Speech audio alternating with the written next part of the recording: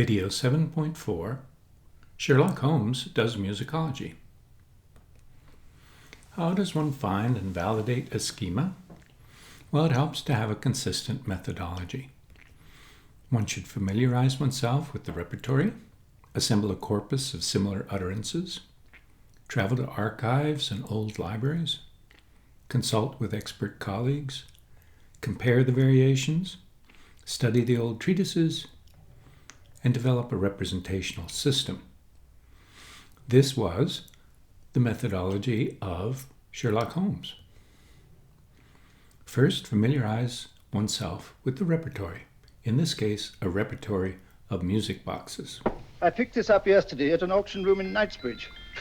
Paid only £2 for it. Of course, I wouldn't in the ordinary way add one like this to my collection, but the tune intrigued me. I'd never heard it before.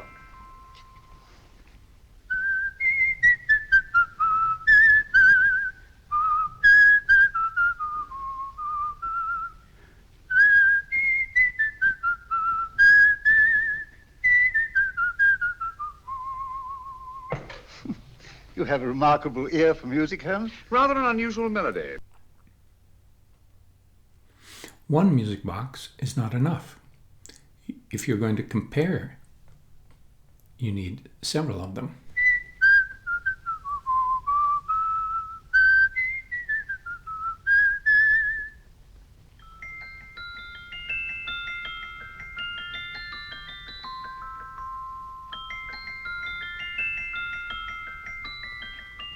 It's the same tune as the one played by Emery's musical box. And yet it's different. Sounds the same to me. The tune. Somehow the tune is the key to the mystery. It helps, of course, if you can visit archives and old libraries. So you better wear your best, velvet pies to look your best, 'cause you never know just who you're gonna meet.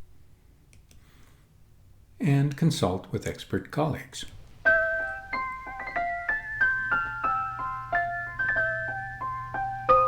Wait a minute. You're playing that wrong. That should be E natural, not E flat.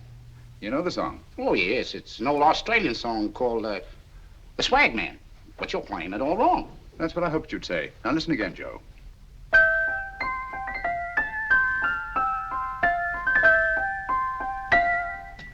That's the same tune, all right. But you're making different mistakes than you did the first time. No, not mistakes, Joe. Call them variations. One needs to compare the variations. The variations in the way Emery's musical box played the tune are different from the variations in the one we have. You sure? Quite.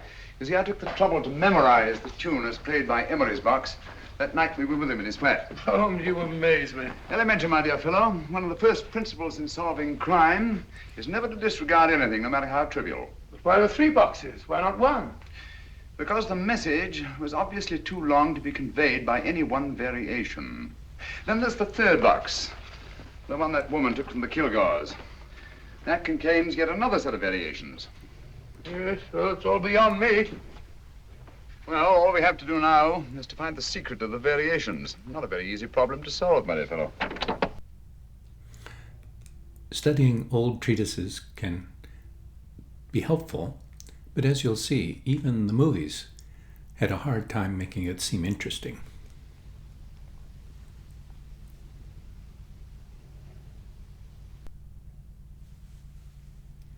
Finally, develop a representational system. When I was a kid, my people tried to have me taught the piano.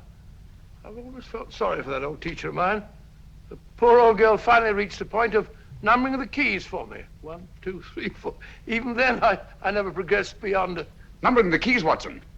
The 19th key of the keyboard is the 19th letter of the alphabet.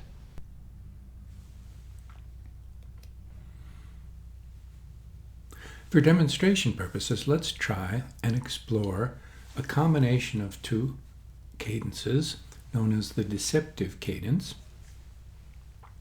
And let's examine 2 phrases, 2 similar fragments from Cimarosa's Notebook Appartamenti from 1762.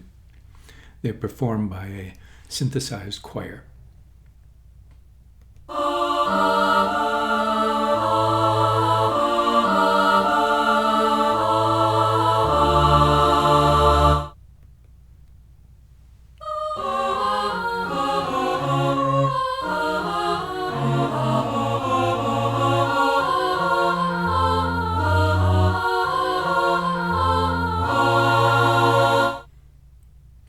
We know this last exercise is for Cimarosa because he signed it.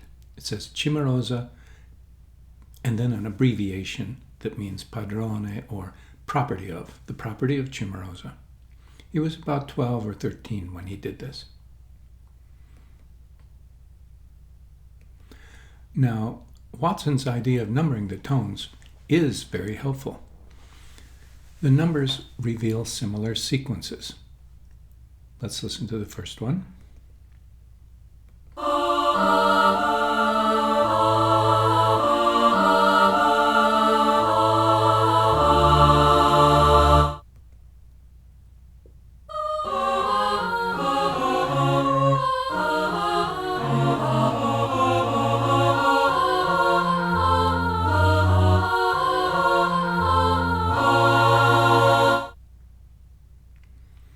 Notice the rests highlighted in red.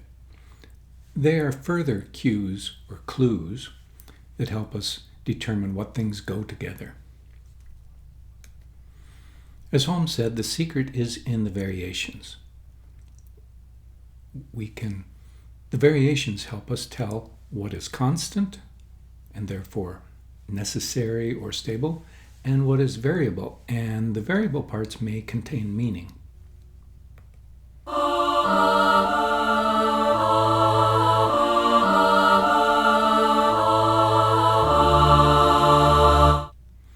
If we make many such comparisons, we'll eventually realize that the first part is a variant and the second part is the norm.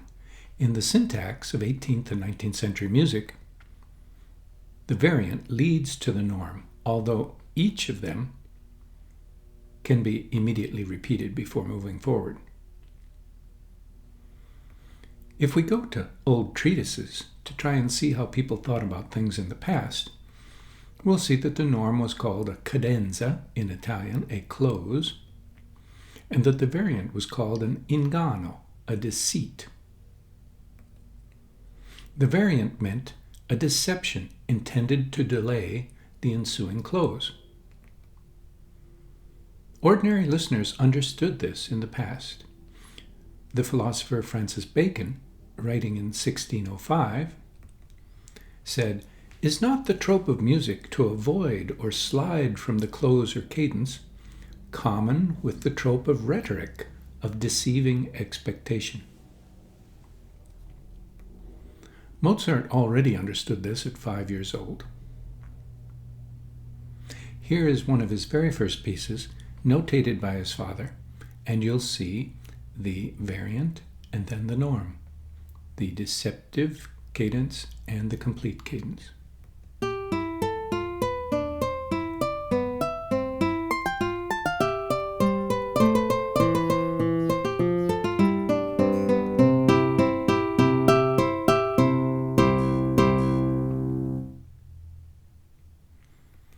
This was a very useful pattern and remained a part of his musical syntax through his entire life. Here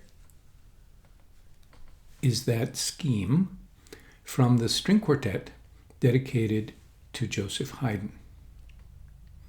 You'll hear the variant and then the norm. Then they both repeat. Then at the end of the movement, they both come back again, but in minor. The norm is, in fact, Pasquini's rule.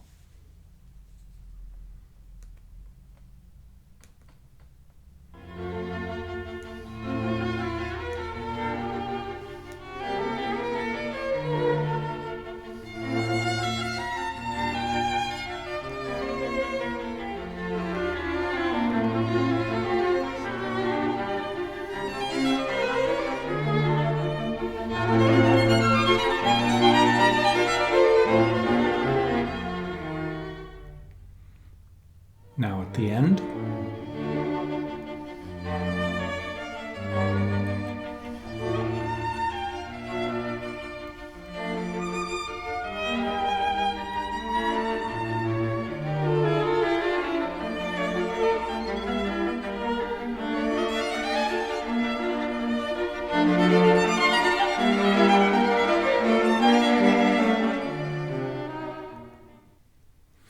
Now you may think, this schema, it's a cliche. Everybody knew it, everybody did it. So how could it be creative? Well, you just heard how it could be creative. In the hands of a master, the schema is just a framework. The beauty, the originality, the creativity comes from how it's done.